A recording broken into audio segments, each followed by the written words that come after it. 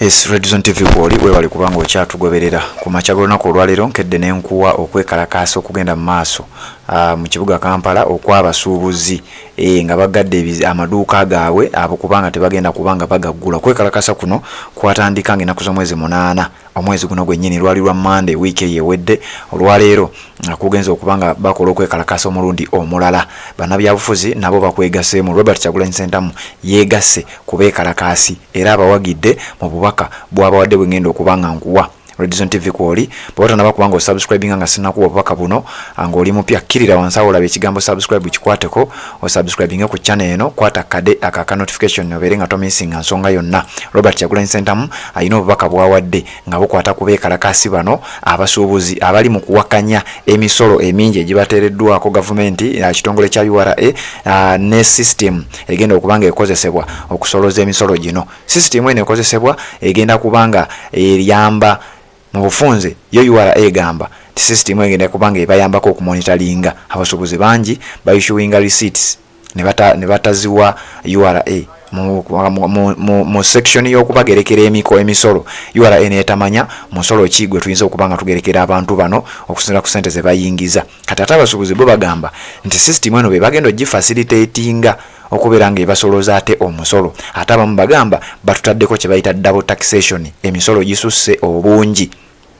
nga ne system eno etali fair nga nayo kwogitadde. Kati abasuubuzi bano bavuddeyo nga beekalakaasa ebbanga erisinga obunene abagadde amaduuka gaabwe. Nkedde n'enkulaga ekiri mu kibuga amaduuka agamu naddala ewa Kisekka newankubadde waliwo agamu ate gagagguddwa nga mu Kisenyi. Abantu bangi bo bagudde amaduuka gaabwe bagambe bete bibakwatako bo bajja kusasula omusolo basigale nga bakola. Nga sinawo kubanga ngenda mu details njagala nsoke nkuwa ebigambo bya Robert Kyagulanyi Ssentamu awagidde abeekalakaasi bano abasuubuzi era n'abategeeza nti mugende mu maaso tuli wamu nammwe n'embeera n'azinnyonnyola. Bw'ati wagambye Robert Kyagulanyi Ssentamu kanzije embeere ng'ate nkwongerayo.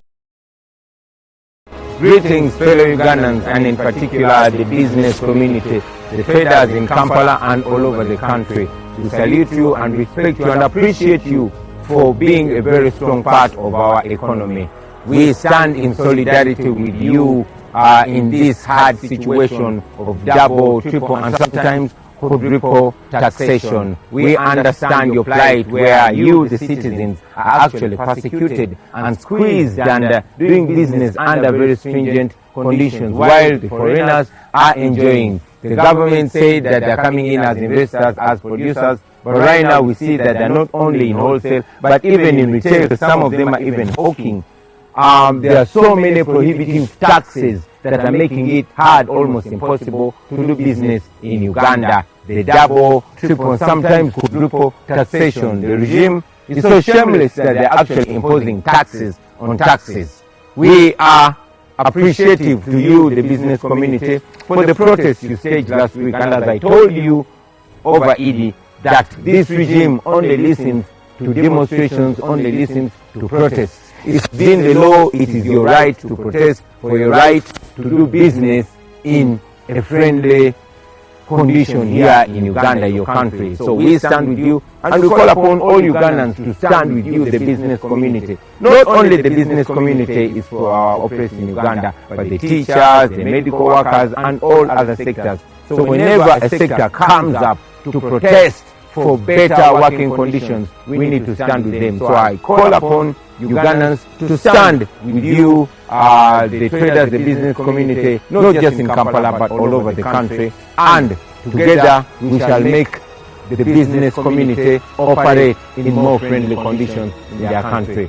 On behalf of the National Unity Platform and on my own behalf, I want to pledge solidarity with you, the business community, and to assure you that if you insist, if you stand firm, non-violently but solid, you will achieve your desired goal of doing business in a more friendly business situation. Thank you very much for God and my country.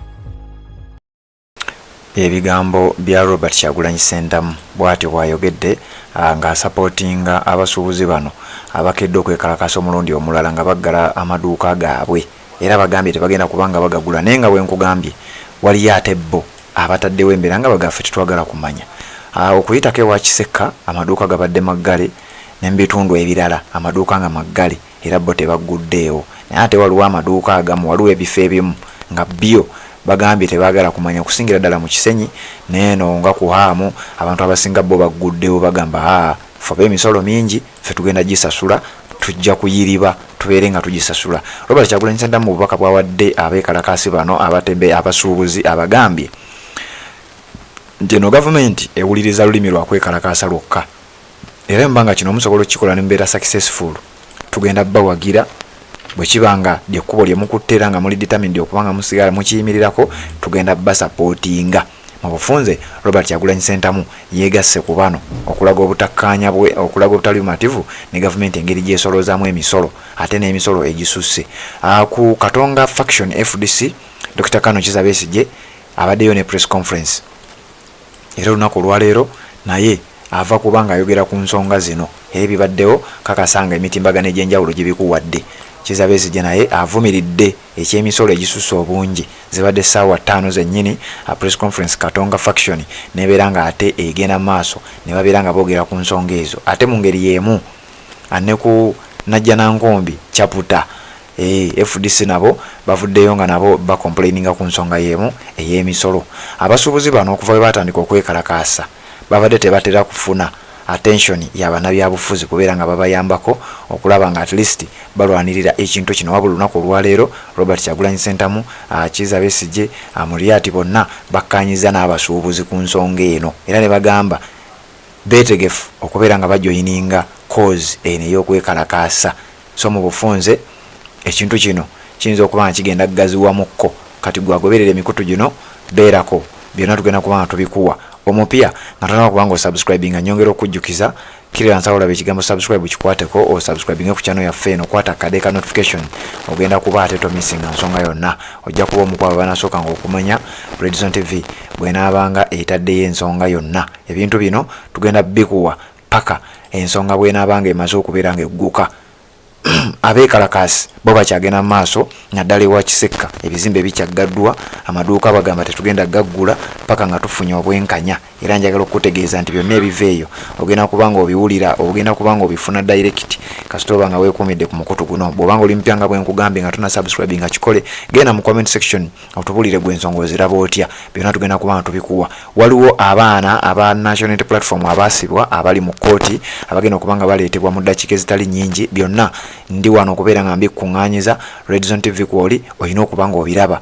Robert Kyagulanyi Ssentamu president w'ekibiina ekya National Unity Platform mu bufunze era mu bigambo yeegasse ku beekalakaasi abasuubuzi b'omu kibuga Kampala abali mu kulaga obutali bumativu bwabwe ne gavumenti engeri gyeri mu kubasoloozamu emisolo egisusse obungi ate ne system gyeyagala okukozesa okubeera nga ebasoloozaako omusolo guno.